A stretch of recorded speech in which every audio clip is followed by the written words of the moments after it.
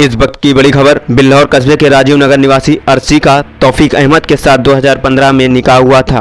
उनके 3 बच्चे हैं, 2 पुत्री 1 बेटा है। तौफीक का आरोप है कि बच्चों की पढ़ाई और वृद्धा माता पिता की देखरेख के लिए हमें गांव में ही रहना पड़ेगा, लेकिन पत्नी अर्शी का कहना है कि बिल्हौर रहने के लिए पति को प्रताड़ित करने लगी। इसी के चलते पत्नी अर्शी घर के जेवरात और 80,000 रुपये आलू का पैसा लेकर मायके चली गई, जिसकी प्राथा ने कन्नौज न्यायालय में मुकदमा भी पंजीकृत किया है।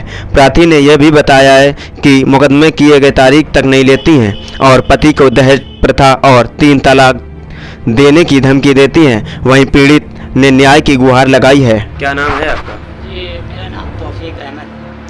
क्या मामला है आपका? मामला ये है कि ये मतलब 4/10/2022 का मामला है और मेरी पत्नी ये बिल्हौर की निवासी है। मेरे बच्चे माँ मुन्नी देवी स्कूल में पढ़ते हैं, तो पेपर थे तो करें मुझको मायके जाना है, तो हमने कहा बच्चों के पेपर चल रहे हैं, पेपर ख़त्म हो जाए तो चली जाना।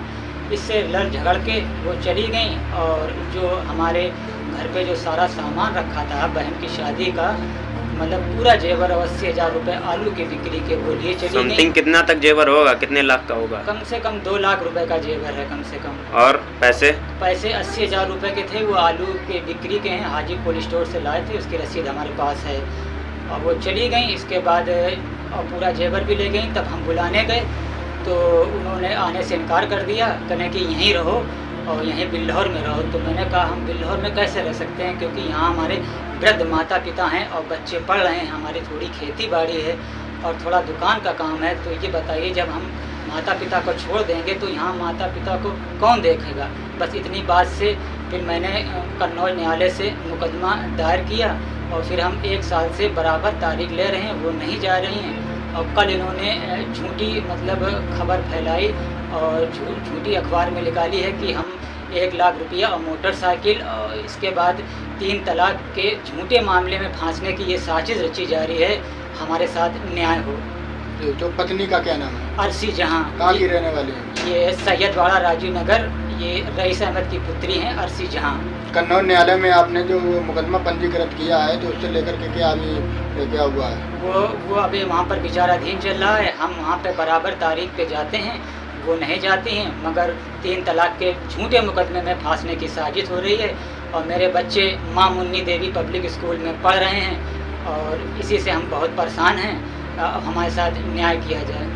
तो अभी तक जो घर पे उनके जो पेरेंट्स हैं, मतलब माता पिता जो हैं, वो क्या कहना चाह रहे हैं? वो यही कहना चाह रहे हैं कि हमारे घर पे रहो आके, वरना हम 3 तलाक के मुकदमे झूठे मुकदमे में फांस देंगे। अब ये बताइए कि मेरे बच्चे यहाँ पढ़ रहे हैं और मेरी खेती बाड़ी है, तो हम अपनी खेती बाड़ी और अपने बच्चों की मतलब हम शिक्षित कर रहे हैं, छोटे छोटे बच्चों को पाल रहे हैं, उनका पूरी केयर कर रहे हैं, उनकी देखभाल कर रहे हैं, तो हम अपना घर कैसे छोड़ सकते हैं? बताइए, हम अपना घर कैसे छोड़ सकते हैं? अभी तक आपने जो पुलिस कंप्लेन की उसमें कुछ आश्वासन मिला? हाँ, कोई आश्वासन हमको नहीं मिला। हमने कलम 16/11/2022 को कन्नौज न्यायालय में मुकदमा दायर किया था और वो विचाराधीन चल रहा है और हमें तारीख पे जाना पड़ता है। तारीख पे वो आ रही है? वो नहीं आ रही तारीख पे। वो खाली फ़ोन से धमकी आती हैं और पेपर में झूठी खबर फैलाती हैं कि 3 तलाक हम मतलब दे रहे हैं। ऐसी कोई बात नहीं है। हमारा सेक्शन 9 का मुकदमा चल रहा है।